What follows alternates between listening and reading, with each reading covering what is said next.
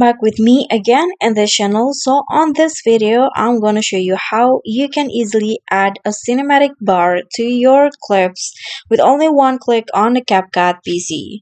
So if you guys didn't know, you can easily find the cinematic bar effect on the video effect on CapCut. So here I'm going to just go to the video effect, and you can find the cinematic bars under the opening and closing category on the video effect. Here you can just explore, scroll down until you find the cinematic bar.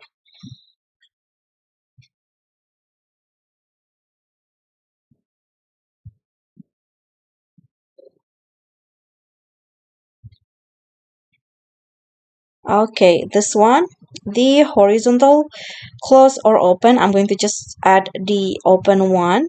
So just download this and then click on a plus icon to add it to your clip. So I'm going to make it for the entire clip, and this will be the result. Okay, you can see now your video will have that cinematic bar open like this. Okay, so guys, I do enjoy this video, so don't forget to subscribe, click on the thanks, like, and also comment if you have any questions. Bye.